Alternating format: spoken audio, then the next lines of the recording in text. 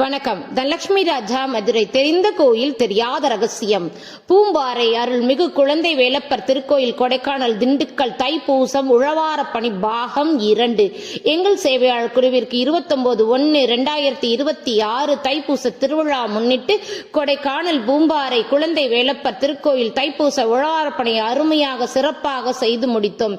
இத்திருக்கோயிலானது 3000 ஆண்டுகள் பழமையினையும் 15ஆம் நூற்றாண்டில் அருணகிரி நாதரின் முருகப்பெருமான் அரக்கரிடமிருந்து குழந்தை வடிவில் வந்து காப்பாற்றியதனால் குழந்தை வேலப்பர் என்ற திருநாமத்தை சூட்டினார் என்பதும் அருணகிரி நாதருக்கு தனிச்சன்னதி இங்குள்ளது. 10ஆம் நூற்றாண்டில் சீனாவிலிருந்து திரும்பிய போது பழனி பூம்பாறை நடுவி நவ பாஷாணத்தில் முருகப்பெருமான் திருவுருவச் சிலையை போகர் உருவாக்கி நிறுவினார் என்பதும் திருவுருவ மூலவர் சினையானது தசபாஷாணம் என்னும் 10 விதமான விஷத்தன்மையினை உடைய மூலிகை மற்றும் தேவ ரகசியங்களை உள்ளடக்கிய பாஷாணங்களால் உருவாக்கப்பட்டு மலைவாழ் மக்களால் பாதுகாக்கப்பட்டு வந்துள்ளது என்பதும் 3000 ஆண்டுகளுக்கான தொன்மையினை கொண்ட குறிஞ்சி நாகரிகம், அதாவது மலை நாகரிகத்தை அடிப்படையாக கொண்டு அமைக்கப்பட்ட திருக்கோயில் என்பதும் இத்திருக்கோயிலில் உள்ள சேர மன்னர்களுக்கு சுப்பிரமணியர் திருமண கோலத்தில் காட்சி அளித்தமலை இத்திருக்கோயில் சேர மன்னர்களால் கட்டப்பட்ட கல்வெட்டுகள் காணப்படுகிறது.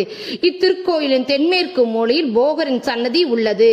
இங்கு முருகப்பெருமான் அம்மை பத்ரகாளி ரூபத்துடனும் விநாயகர் தனிச்சன்னதியிடம் நவகிரகங்கள் சன்னதியாகவும் பூம்பாறை காவல் தெய்வமாக விளங்கும் மல்லர் வடக்கு திசையினை நோக்கி கையில் வேல் மற்றும் அருவாளுடன் காணப்படுகிறார்.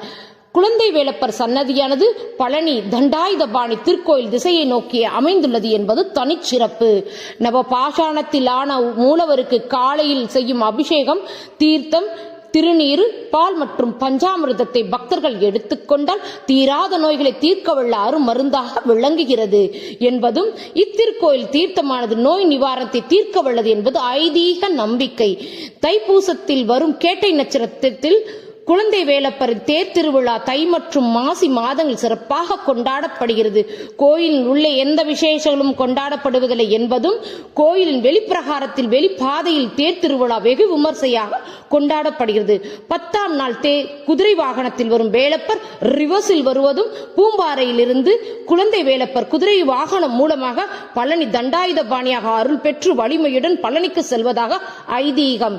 எந்த முருகன் கோயில் சென்று தீர்க்க முடியாத பிரச்சனையை தீர்க்க உள்ள ஒரே தெய்வம் குழந்தை வேலப்பர் என்பதும் சாதாரணமாக பூம்பாறை குழந்தை வேப்பரை சென்று தரிசனம் செய்துவிட முடியாது என்பதும் குழந்தை வேலப்பர் அனுமதி கொடுத்து வரச் சொன்னால் மட்டுமே குழந்தை வேலப்பரின் திருக்கோயில் வாசலை அடைய முடியும் என்பது வட்டார வழக்கு என அங்குள்ளவர்கள் கூறிய கருத்து மட்டுமல்லாமல் எங்களுக்கும் இத்திருக்கோயில் உழவாரப்பணிக்கு அழைப்பு வந்தும் அசாதாரணமாக தெரிந்தது.